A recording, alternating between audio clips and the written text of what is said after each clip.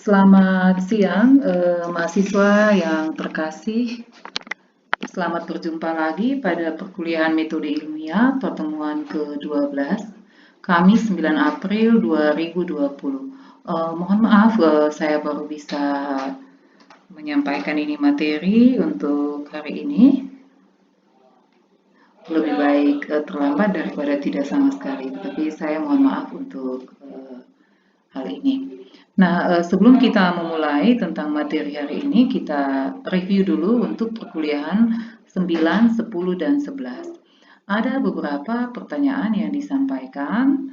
Itu pertama dari Robertus Akijangga. Apakah semua jenis penelitian wajib atau sebaliknya perlu data sekunder? Moga-moga bisa mendengar suara saya ya, karena di luar ada yang kerja bengkel. Jadi kita mulai dengan pertanyaan pertama, apakah semua jenis penelitian wajib atau sebaliknya perlu data sekunder? Jawabannya adalah tidak wajib, sangat tergantung dari permasalahan yang Anda akan pecahkan dan tujuan yang akan Anda capai. Jadi bisa saja penelitiannya itu hanya didasarkan atas data primer ataupun hanya didasarkan atas data sekunder atau bisa juga kolaborasi antara data primer dan data sekunder. Contoh misalnya untuk penelitian Anda hanya mau mengamati perubahan histopatologi dari ikan yang terpapar logam berat, maka yang Anda amati adalah perubahan jaringan luar daripada ikan itu rusak atau tidak. Nah, ini adalah data sekunder. Dia sama sekali tidak perlu dukungan data primer. Contoh yang berikut, kalau Anda penelitiannya itu tentang GIS, ya, Geografi Informasi Sistem, dengan melakukan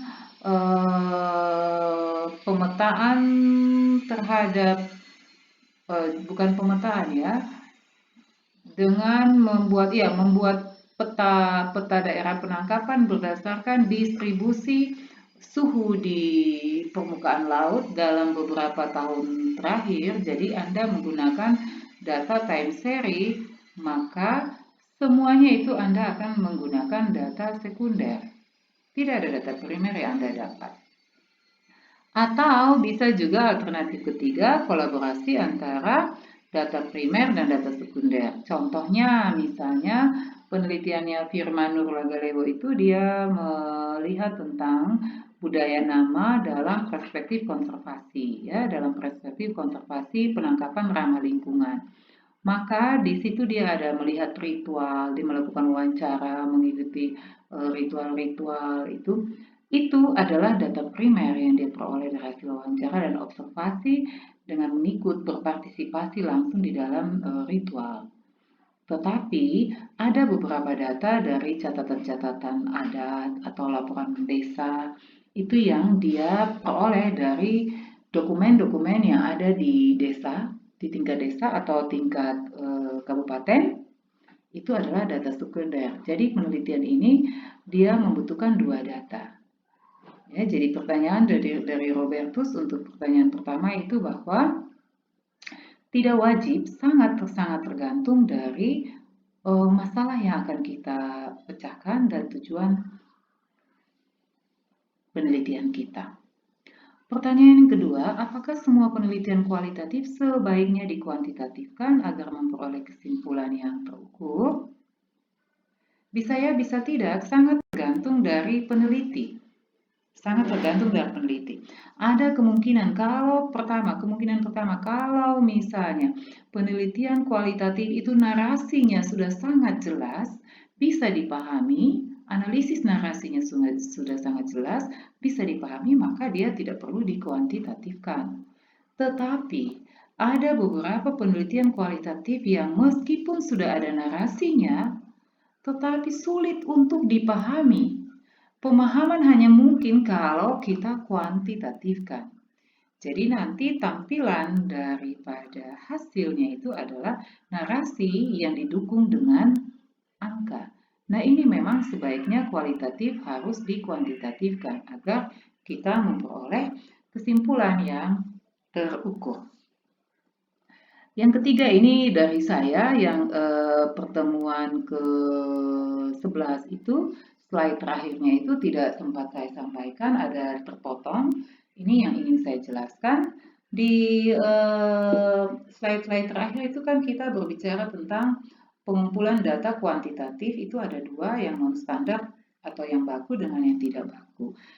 Yang baku kita tidak diskusikan karena semuanya terukur, semuanya saintifik.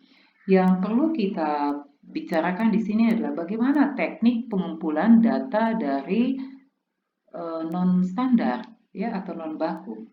Teknik pengumpulan datanya sama saja dengan kuantitatif. Kita bisa melalui pengamatan, observasi, kita bisa melalui wawancara, ataupun fokus group discussion, atau pengukuran-pengukuran lain yang kita lakukan, dan melalui studi literatur, studi dokumentasi. Nanti melalui teknik-teknik ini baru kita masukkan ke dalam skala. Ya, tentunya skala mana yang akan kita gunakan sangat tergantung dari permasalahan yang akan kita pecahkan maupun tujuan yang akan kita capai. Nah, ini adalah sedikit review untuk perkuliahan ke-9, ke-10, dan ke-11. Sekarang kita akan masuk kepada perkuliahan ke-12, yaitu penalaran induktif dan deduktif. Nanti Anda akan bertanya-tanya, apa sih pentingnya kita mempelajari penalaran induktif dan deduktif? Tentunya penalaran induktif dan deduktif ini karena Anda seorang akademisi, maka Anda wajib untuk memiliki proses berpikir yang baik. Proses berpikir yang baik supaya ketika secara lisan pendapat Anda disampaikan atau secara tertulis pendapat Anda disampaikan, terlihat dengan baik bahwa Anda berpikir secara logik, ya, sistematik, dan bisa dibuktikan kebenarannya. Ini adalah ciri dari akademisi. Sebentar lagi nanti Anda akan menjadi akademisi setelah Anda selesai dari perkuliahan dan dikukuhkan sebagai sarjana, maka berpikirlah penalaran, proses berpikir itu harus menjadi lebih baik. Proses berpikir kita, berpendapat kita, itulah yang membedakan kita dengan orang yang bukan akademisi atau orang yang tidak bersekolah. Jadi kalau Anda adalah seorang yang bersekolah, Anda yang punya pendidikan yang baik, maka penalaran menjadi penting.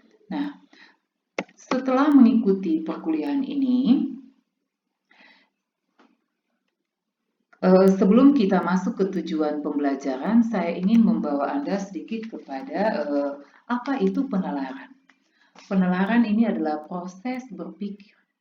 Proses berpikir itu bertolak dari pengamatan kita, pengamatan, wawancara kita dengan responden, kemudian dari literatur-literatur yang ada, kemudian berdasarkan itu lalu kita ramu, kita organisasikan pemikiran kita, lalu melahirkan suatu konsep dan pengertian, itu yang kita sebut dengan penalaran. Jadi penalaran itu sebenarnya merupakan proses berpikir yang terorganisir, terstruktur, didasarkan atas pengamatan. Pengamatan-pengamatan yang mana? Pengamatan-pengamatan dalam bentuk proporsi-proporsi sejenis. Yang dimasukkan dengan proporsi-proporsi ini adalah hal-hal yang kita anggap benar. Yang kita anggap benar dan yang kita tolak kalau salah. Nah, kemudian berdasarkan proporsi-proporsi atau kebenaran ini, kita simpulkan dalam premis. Premis selalu menghasilkan suatu kesimpulan umum. Kesimpulan umum yang kita sebut konklusi. Jadi, penalaran itu adalah proses berpikir yang sistematik terstruktur. Sistematik dan terstrukturnya itu harus didasarkan atas fakta dan bisa diuji kebenarannya.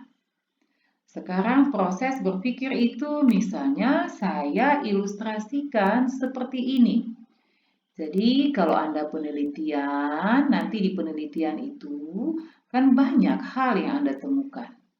Meskipun tujuan Anda hanya 1-2, memecahkan masalah 1 dan 2, tetapi di lapangan nanti Anda akan menemukan banyak sekali masalah, banyak sekali temuan-temuan atau data-data yang harus Anda organisir dia menjadi data yang sesuai dengan kebutuhan kita untuk memecahkan masalah dan mencapai tujuan. Data-data tersebut harus kita anggap benar. Benar artinya benar untuk mendukung pemecahan masalah dan pencapaian tujuan kita. Inilah yang kita sebut dengan proporsi-proporsi. Nanti dari sekian banyak proporsi atau kebenaran yang terkait dengan permasalahan dan tujuan kita, itu kita angkat menjadi premis. Kebenaran 1, kebenaran 2, kebenaran 3, dan seterusnya. Contoh misalnya ini, Anda melakukan penelitian terhadap sistem pernafasan ikan. Kemudian dari sekian banyak ikan yang Anda amati, ya, yang ada data-data yang Anda anggap benar, itu muncullah sebagai premis 1. Misalnya Anda amati ikan kakap bernafas dengan insang. Ya. Premis 2-nya ikan buntal juga bernafas dengan insang.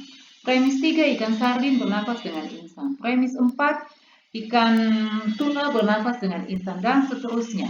Beberapa premis. Premis itu tidak hanya 1 atau 2, bisa banyak ya. Ini kita hanya kasih contoh, saya hanya contohkan singkat. Jadi dari sekian premis itu sampailah kita kepada kesimpulan bahwa ikan bernafas dengan insang. Pernyataan ini mengandung pengertian bahwa semua ikan itu alat pernafasannya adalah insang. Maknanya itu yang kita sebut dengan pengetahuan. Kesimpulan akhirnya itu berupa pengetahuan. Pengetahuan ini dibangun berdasarkan apa? Berdasarkan kebenaran dari premis 1, kebenaran dari premis 2, kebenaran dari premisnya. Premis-premis ini, kebenaran dari premis ini didasarkan dari apa? Dari hasil observasi, dari hasil penelitian berupa proporsi-proporsi yang telah diakui kebenarannya, kemudian diangkat menjadi premis. Ini adalah contoh ilustrasi bagaimana yang tadi dikatakan bahwa berpikir secara tersistematik dan terorganisir itu adalah bentuk dari penalaran. Ini yang kita sebut dengan terstruktur. Jadi mulai dulu dengan observasi, kemudian dapat proposisinya, kemudian tentukan premis, baru kita simpulkan. Tidak boleh kita tidak terstruktur. Ada kadang orang yang ngomong satu kemudian meloncat kesimpulan tanpa dasar yang kuat. Jadi sebelum di kesimpulan itu yang mendasar kesimpulan itu premisnya harus benar.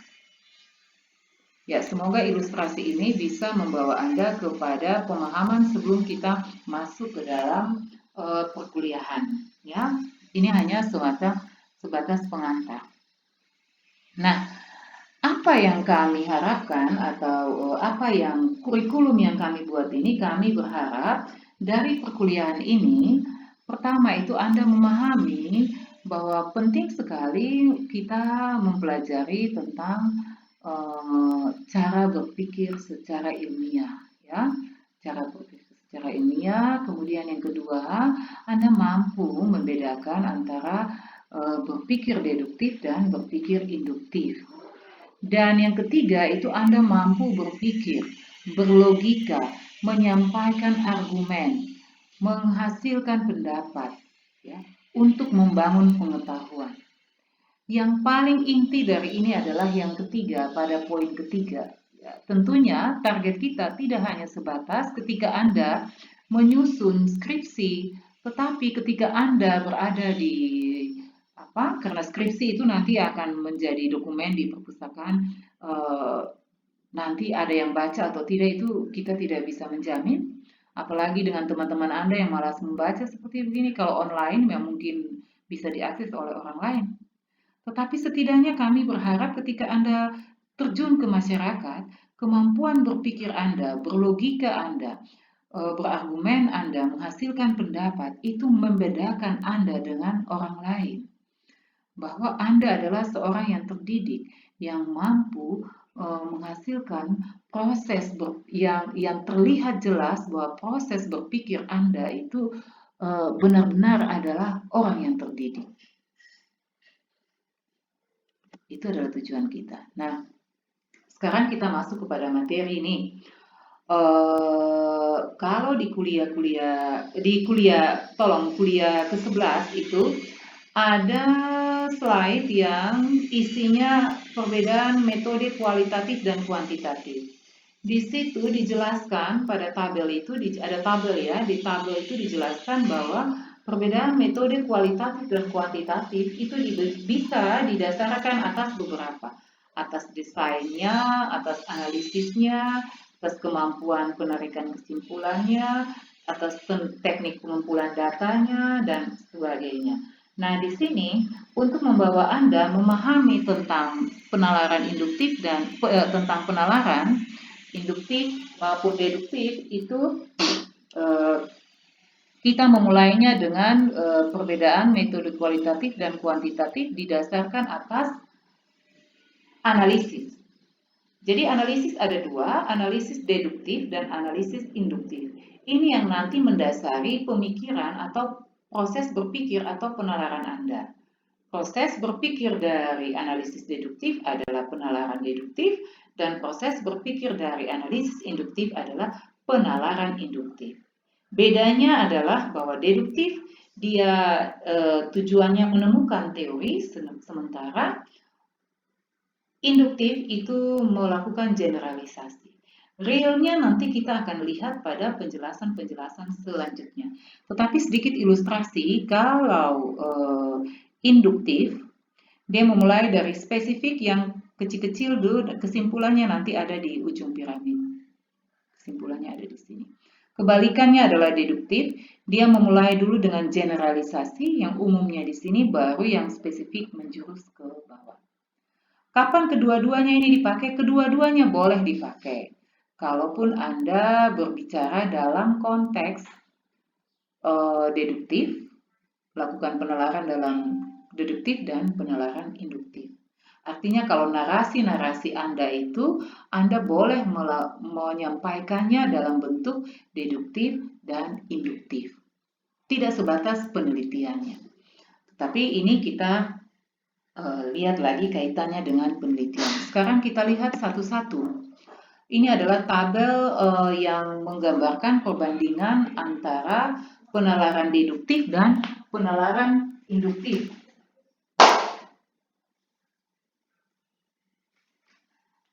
Penalaran deduktif itu dia disebut juga dengan logika deduktif, ya. Logika itu sebenarnya kecakapan berpikir, teratur, terstruktur. Logika kecakapan berpikir. Seseorang dikatakan cakap berpikir apabila pemikirannya itu teratur atau terstruktur. Nah, dalam deduktif, itu pemikirannya dimulai dari hal yang umum, general, baru masuk kepada yang spesifik. Sedangkan di induktif, cara berpikir, kecakapan berpikirnya itu dimulai dari bawah. Dari yang spesifik, baru sampai kepada kesimpulan umum. Yang kedua, argumen. Argumen ini kan sebenarnya alasan yang dipakai oleh seseorang untuk menolak suatu pendapat atau menolak atau menerima suatu pendapat, pendirian, atau gagasan dari orang lain. Jadi kalau Anda bilang, saya setuju kalau selama karantina wilayah penerbangan ditiadakan. Ya, jadi argumen Anda setuju misalnya dengan pendapat orang lain. Jadi argumen itu adalah alasan kenapa Anda menyatakan menerima atau menolak sesuatu, menolak pendapat dari pendapat, pendirian atau gagasan dari seseorang. Nah, pada deduktif, argumen ini didasarkan atas valid atau tidak valid, ya. Valid dan tidak valid ini kalau premisnya itu adalah benar. Premisnya benar. Kalau Anda lihat lagi di ilustrasi awal itu kalau premisnya benar maka Anda boleh menerima. Kalau tidak benar Anda menolak.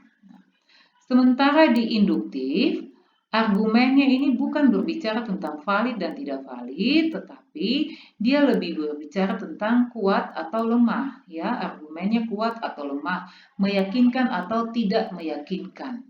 Ya, tentunya tetap didasarkan atas kebenaran-kebenaran di premis.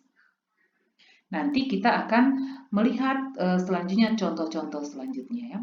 Kemudian validitas daripada kesimpulan dibuktikan valid jika premisnya itu benar, semua benar. Premis 1 valid, premis 2 valid, premis 3 valid, ya berarti kesimpulannya benar.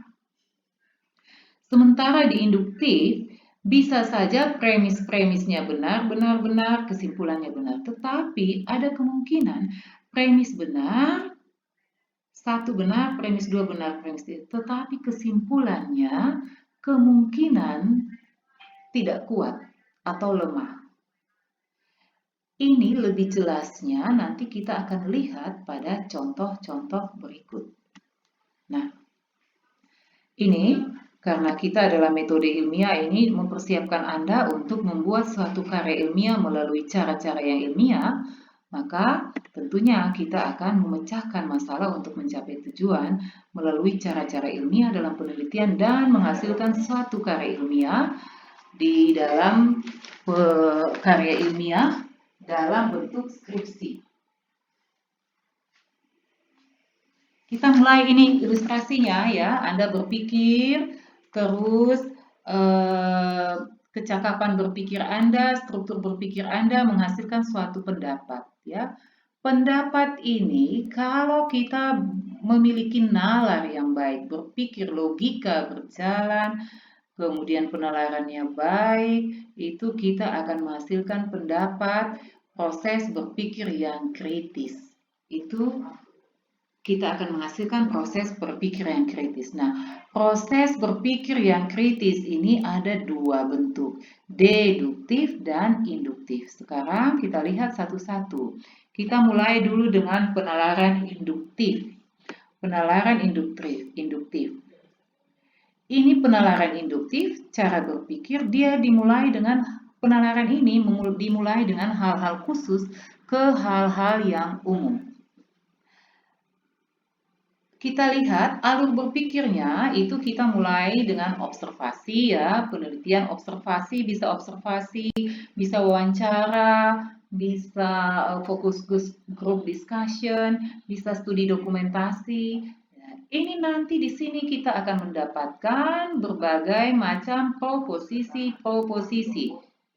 Dari proposisi ini mana yang kita anggap paling benar, yang kebenarannya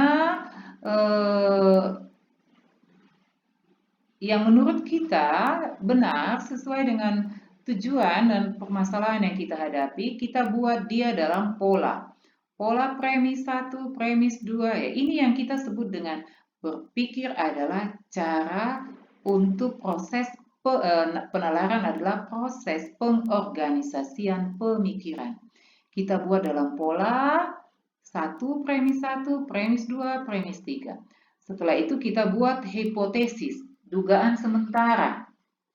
Berdasarkan dugaan sementara ini melalui beberapa teknik statistik atau analisis kualitatif, pola-pola ini kita hubungkan satu dengan yang lain lalu kita jadikan dia teori.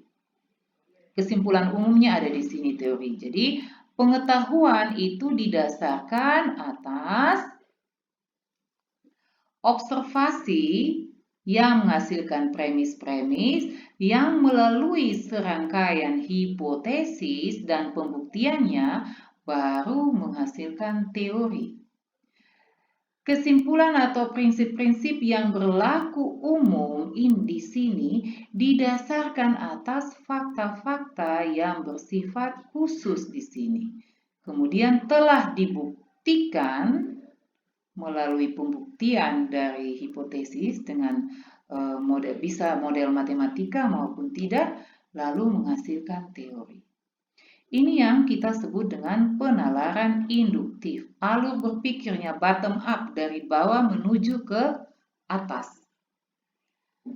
Contoh, dalam penalaran induktif itu kita ada kenal 3 bentuk. Satu, induktif generalisasi, kedua, induktif analogi, dan ketiga adalah induktif kausal. Sekarang kita lihat contoh. Induktif generalisasi artinya kita melakukan generalisasi, mengambil kesimpulan umum dari hal-hal yang khusus. Premis 1, ini hal-hal yang khusus adalah spesiesnya khusus, ikan, cumi, bulu babi, udang. Premis 1, ikan membutuhkan oksigen terlarut untuk respirasi. Premis 2, cumi-cumi membutuhkan oksigen terlarut untuk respirasi. Premis ketiga, bulu babi membutuhkan oksigen terlarut untuk respirasi. Premis keempat, udang membutuhkan oksigen terlarut untuk respirasi. Kesimpulannya, semua hewan air membutuhkan oksigen terlarut untuk respirasi. Ini adalah pengetahuan bahwa oksigen terlarut itu dibutuhkan oleh semua hewan air untuk respirasi. Pengetahuan ini didasarkan atas hal-hal yang spesifik terjadi pada ikan, pada cumi, pada bulu babi, pada udang. Ini yang kita sebut dengan semua hewan air membutuhkan oksigen untuk respirasi. Ini ada contoh lain juga, nanti kalau Anda baca di sumber-sumber lain ada yang bilang bahwa besi kalau dipanaskan memuai, kemudian tembaga dipanaskan memuai, apalagi baja lain. Kesimpulan akhirnya adalah bahwa semua logam dipanaskan memuai. Ya, itu contoh dari induktif generalisasi. Sekarang contoh yang kedua adalah induktif analogi. Simpulan dari peristiwa yang mirip. Ini konteksnya kalau Anda penelitian misalnya tentang penanganan pasca panen untuk ikan segar. Ditemukan dari proposisi itu ditemukan satu premis bahwa kalau temperatur tinggi, ikan segar itu cepat rusak. Lalu temuan yang lain, premis yang lain itu menjelaskan bahwa temperatur rendah itu akan mempertahankan kesegaran udang. Sampailah dan sebagainya, mungkin ada premis 1, 2, 3 dan seterusnya lah. Sampailah di kesimpulan bahwa temperatur menentukan tingkat kesegaran produk perikanan. Ini adalah teorinya, temperatur menentukan tingkat kesegaran produk perikanan. Kemudian diperoleh dari mana? Dibangun dari apa? Dari premis kalau yang tinggi ikan cepat rusak, dan premis kedua kalau yang rendah itu cepat lebih tahan, lebih segar, kerusakannya makin lambat. Ini yang kita sebut dengan induktif analogi, simpulan dari peristiwa yang mirip. Peristiwanya sama, mirip penanganan pasca panen,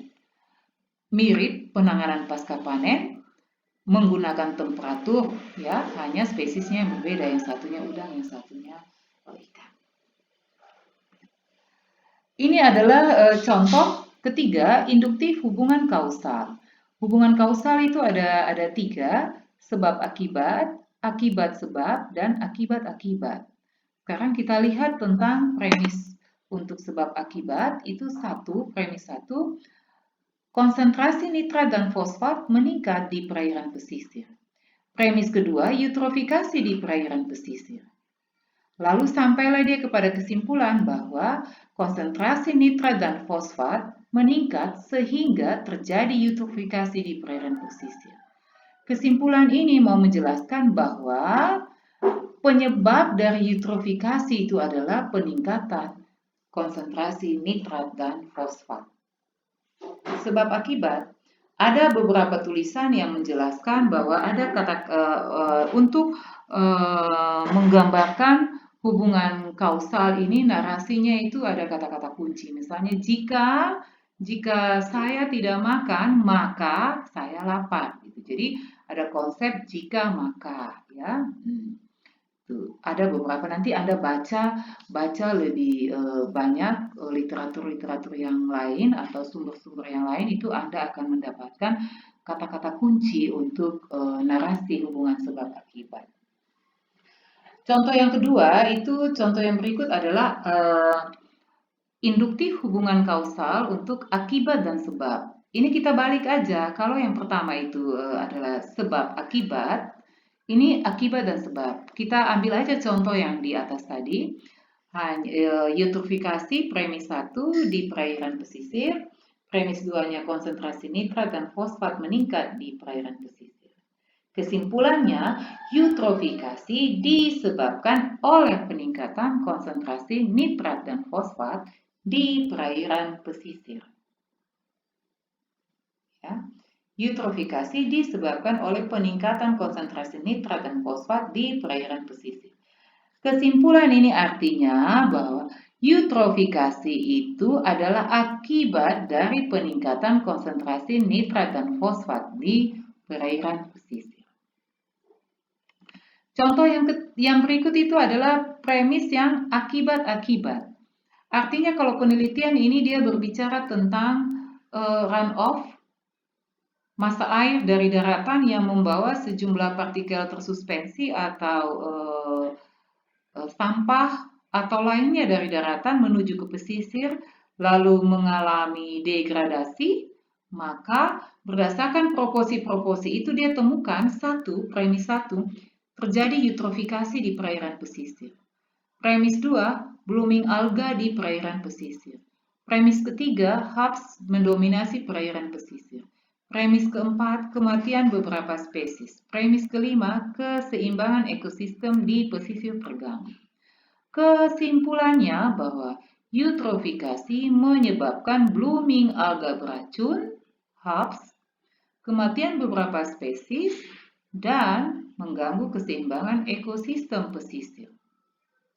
Ini adalah teori yang dibangun berdasarkan premis 1, 2, 3, dan 4.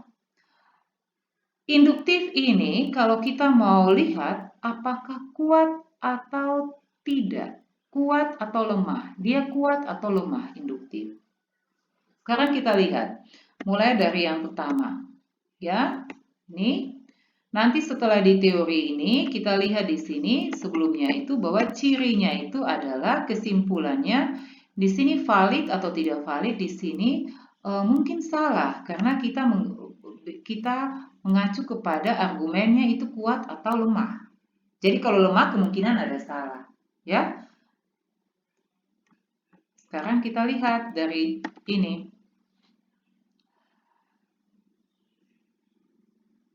Ya, ini semua hewan ini kalau kita bilang ikan membutuhkan valid. Lalu ini, apakah dia kuat atau lemah? Saya tidak tahu menurut Anda. Menurut saya dia lemah. Semua hewan air membutuhkan oksigen untuk respirasi. Ternyata, kalau kita lihat-lihat, tidak semua hewan air, karena ada beberapa hewan air yang dia bisa memanfaatkan oksigen tidak terlarut. Ya, contoh misalnya buaya kan hewan air. ya, buaya hewan air. Tetapi tidak selamanya dia membutuhkan oksigen terlarut. Ya, apalagi yang hewan air? Tentunya ada beberapa contoh. Belut misalnya. Lele adalah hewan air, tetapi tidak selamanya dia membutuhkan oksigen terlarut. Jadi ini yang membedakan induktif dengan deduktif. Induktif di sini premisnya ini semua benar, tetapi kesimpulannya ini menjadi lemah. Kesimpulannya lemah, ya, kesimpulannya lemah. Karena memang tidak semua hewan air selamanya membutuhkan oksigen terlarut untuk respirasi. Kalau membutuhkan oksigen, oke, tetapi terlarut itu tidak semuanya. Sementara yang ini, temperatur menentukan tingkat kesegaran produk perikanan. Premis ini benar, temperatur menentukan tingkat kesegaran. Kuat atau lemah? Ini kuat, karena memang benar temperatur menentukan tingkat kesegaran produk perikanan. Jadi agak beda. Sama-sama induktif, tetapi di sini lemah, di sini premisnya semua benar, tetapi kesimpulannya lemah. Di sini premisnya semua benar, kesimpulannya kuat. Lanjut. Ini. Konsentrasi nitrat dan fosfat. Oke, kesimpulan. Konsentrasi nitrat dan fosfat meningkat sehingga terjadi eutrofikasi di perairan pesisir. Lemah ini. Ini benar. Ini tidak benar juga. Karena eutrofikasi, oh ya, benar. Kalau ada pengangkatan massa air, pengadukan massa air karena gelombang, bisa juga terjadi. Ini menjadi lemah. Karena eutrofikasi bisa terjadi. Oh, sebentar ya. Konsentrasi nitrat dan fosfat meningkat sehingga terjadi, oke, benar. Ya, benar. Jadi ini benar. Ini benar. Ini ya bisa dapat benar andai kata memang terjadi runoff, tetapi kalau tidak itu pengadukan massa air bisa. Ini benar. Ini jadi kesimpulan ini menjadi kuat. Ini oke, ini sama ya karena sebab akibat. Yang ini eutrofikasi menyebabkan blooming alga beracun HAPS, kematian beberapa spesies dan mengganggu keseimbangan ekosistem pesisir. Benar, benar, tidak benar, benar, mungkin benar. Ini menjadi lemah. Menjadi lemah. Kenapa? Tidak selamanya eutrofikasi diikuti dengan blooming alga beracun. Bisa blooming alga, tetapi beracun mungkin tidak selamanya. Tidak selamanya eutrofikasi diikuti dengan kematian beberapa spesies organisme. Tidak selamanya eutrofikasi itu mengganggu keseimbangan ekosistem. Kecuali kalau terjadi blooming alga beracun. Dalam rantai makanan, si A makan si B makan si C dimakan si D. Lalu kalau si A dimakan B dimakan C dimakan D. Lalu ketika A mati karena ada alga beracun, ada HAPS, maka mungkin ekosistem terganggu. Jadi ini teorinya menjadi lemah, ya, teorinya melemah karena disusun oleh beberapa premis yang lemah. Ini adalah ciri dari alur berpikir dari penalaran induktif dan ciri dari penalaran induktif yang membedakannya dengan deduktif. Sekarang kita lihat tentang penalaran deduktif. Kebalikan daripada induktif.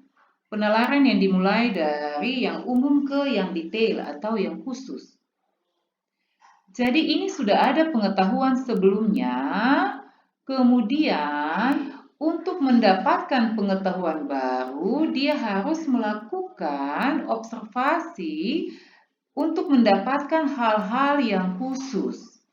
Kemudian hal-hal khusus ini yang nanti menjadi dasar bagi pengetahuan baru. Alur berpikirnya itu terbalik daripada induktif. Kalau induktifnya kita mulai dari dasar tanpa diawali dengan teori dulu, kita dapat hal yang spesifik dulu baru kita bangun teori, itu di induktif. Berbeda dengan di deduktif. Di deduktif Anda pelajari dulu teori, ada teori umumnya, Anda pelajari, kemudian Anda bangun hipotesis.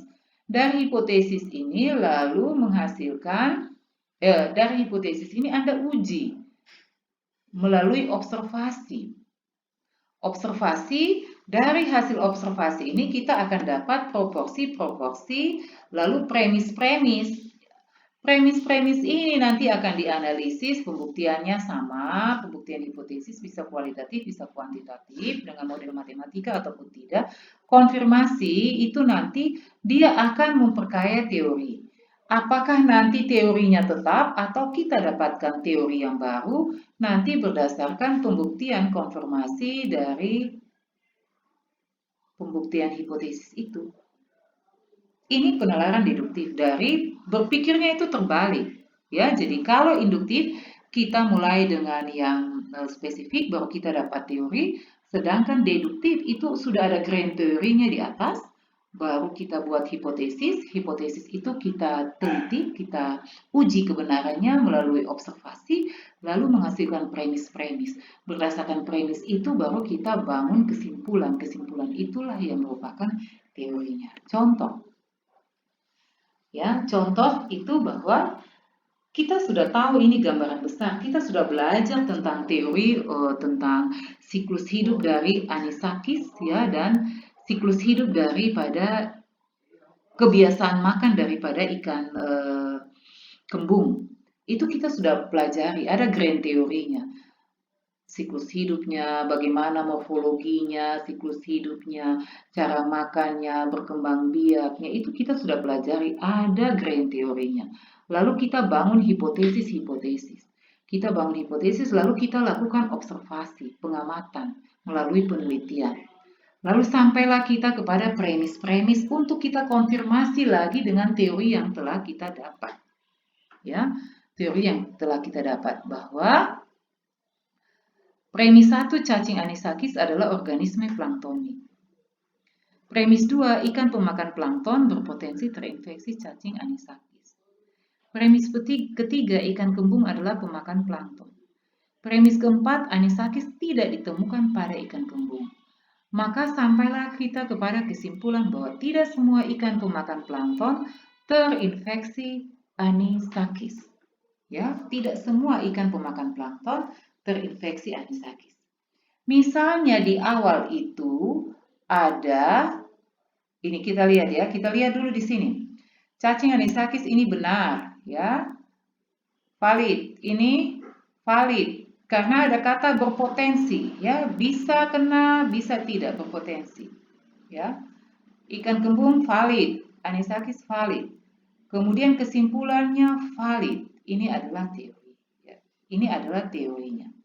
Apakah teorinya sama dengan yang tadi awal kita dapat di literatur, di teori general sebelumnya, kesimpulannya kita dapat? Kalau ini sama, ini sama. Kemungkinan ada hal-hal lain yang kita dapat tidak sama dengan generalisasi teori yang di awal. Ini yang membedakan antara deduktif dan induktif. Jadi induktif itu setelah kita hanya membangun teori, kemudian kalau deduktif itu kita mendapatkan teori, kemudian kita membandingkan dengan teori awalnya. Apakah ada teori baru yang muncul atau tidak? Nanti Anda akan baca lebih banyak sumber-sumber yang lain, dan saya sangat berharap Anda membaca sumber-sumber yang lain untuk memperkaya wawasan Anda, pengetahuan Anda, pemahaman Anda tentang materi ini. Ini hanya sedikit yang saya berikan. Ya, Anda harus banyak membaca, banyak sekali contoh dan tutorial yang diberikan. Tidak wajib harus pada disiplin ilmu perikanan. Anda bisa mengambil kesimpulan belajar dari ilmu yang lain.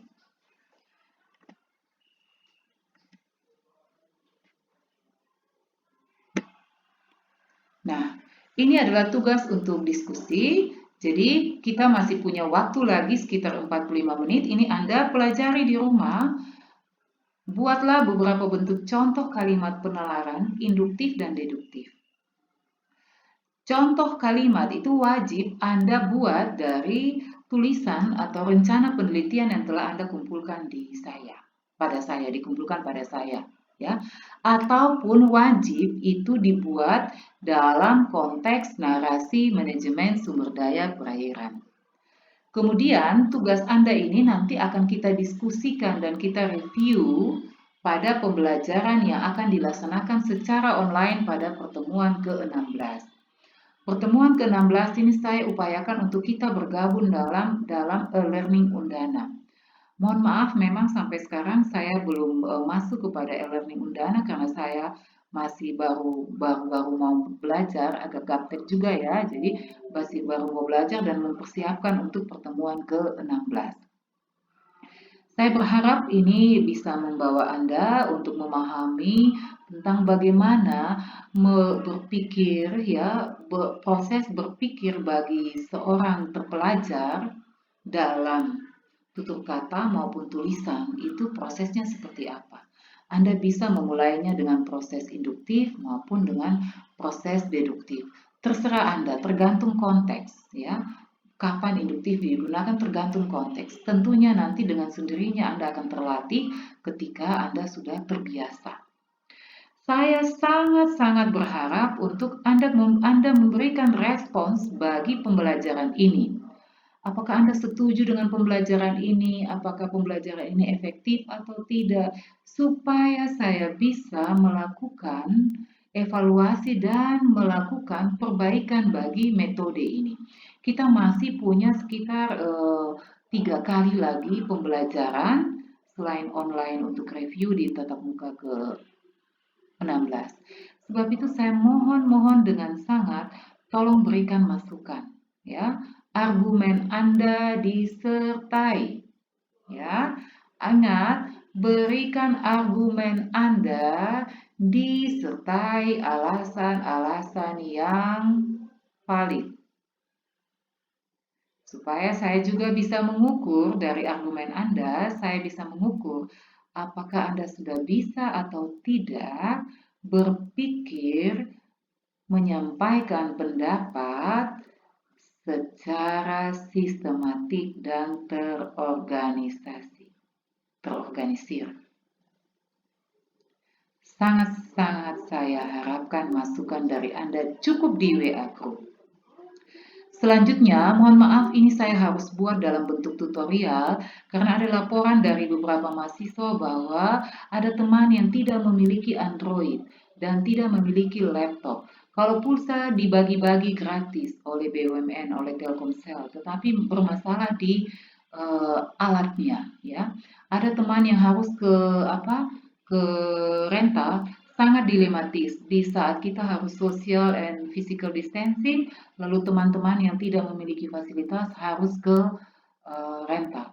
Sebab itu saya buat dalam bentuk YouTube, maksudnya supaya bagi Anda yang tidak memiliki Android dan laptop, itu kalau punya waktu bisa pinjam punya teman, punya om, punya tante, ya.